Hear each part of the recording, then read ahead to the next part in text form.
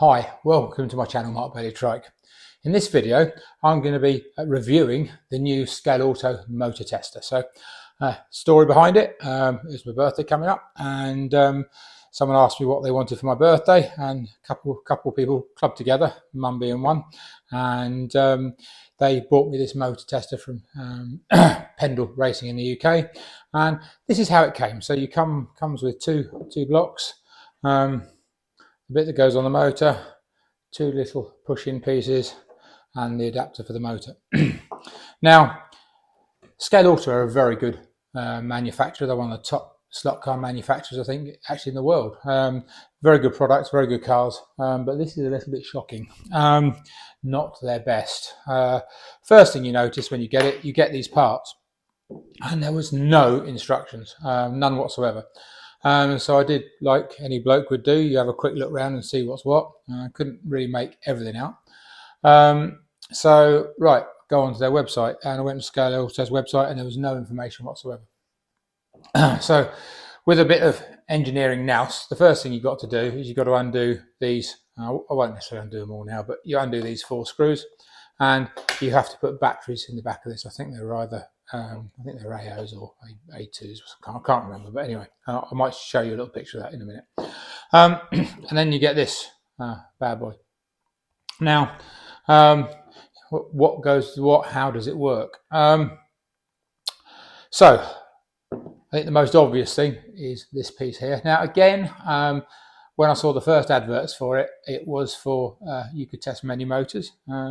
It didn't take me that long to work out the only motor that I could test was just this one. So again, a bit disappointing that we didn't have the rest of these in, and even if they weren't in, there should have been a message saying that you could buy another pack for the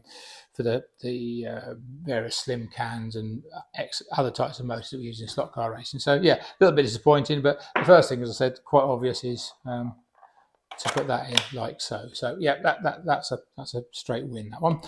Next up, well, okay, how does it power? No instructions whatsoever. So being logical, we know these are 12-volt motors, so theoretically this should have 12 volts going to it. So I took the chance.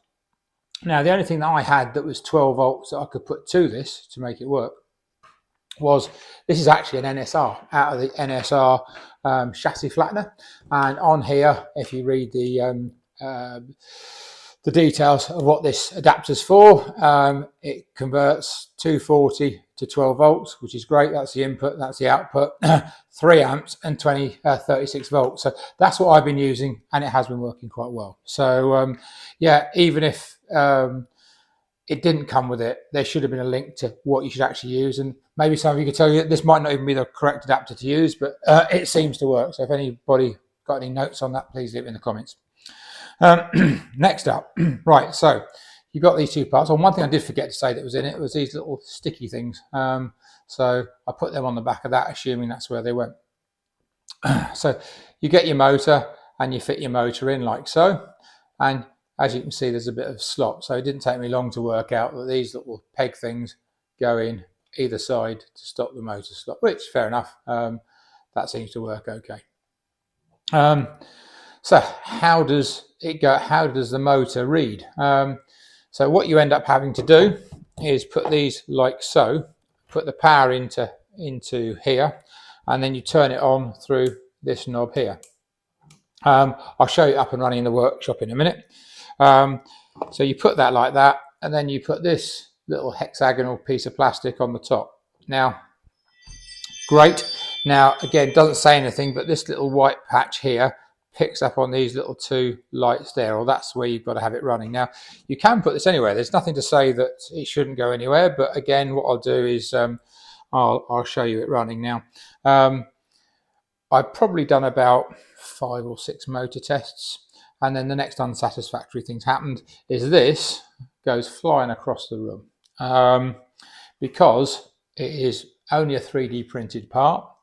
And once you put it on a few motors, as you can see, it more or less drops off. So I tried to do a little update on it by putting a little grub screw in there, but because it's been 3D printed and there's sort of a honeycomb inside, the thread didn't really work.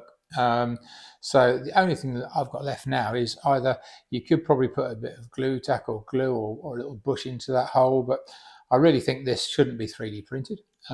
It should be made out of nylon with maybe three screws going in, just to put a very light clamp on the motor shaft to help it. So that's one of the updates that I'm going to do.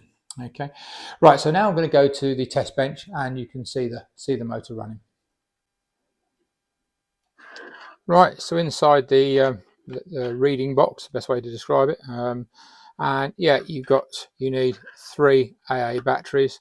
They're held in with some, to be fair, fairly cheap and nasty wood screws, but they obviously do it up, and for the time being, they're going to stay. But so yeah, again, part of the thing being 3D printed.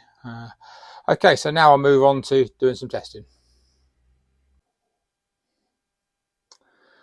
Okay, so here we are on the workbench again. I'm going to turn the calibration unit on, and as you can see, it goes through a series of messages to start, which is quite a nice little display on there.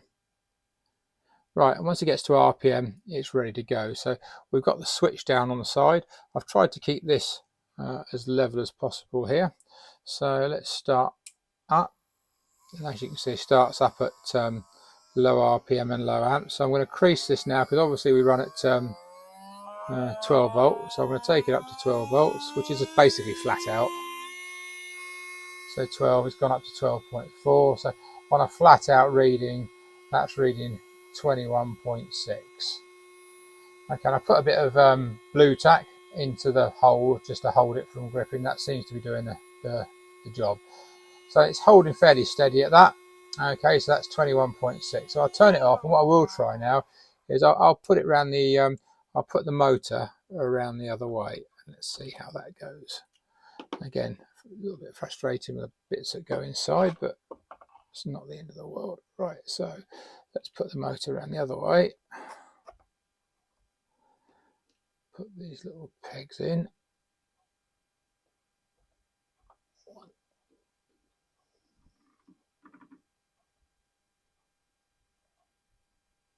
2. Again, I keep knocking that, so I don't know how important that is or not to not knock. So we'll start it up again. Motor doesn't start. Push it down a bit harder, maybe. There we go. Right. So what reading do we get this way? Oh, lost all power. Don't know what that is.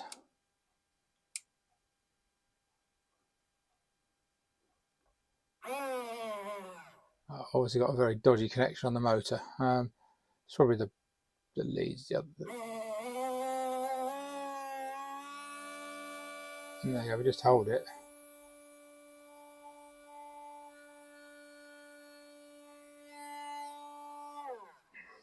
Put it up to full. Let's see what we get.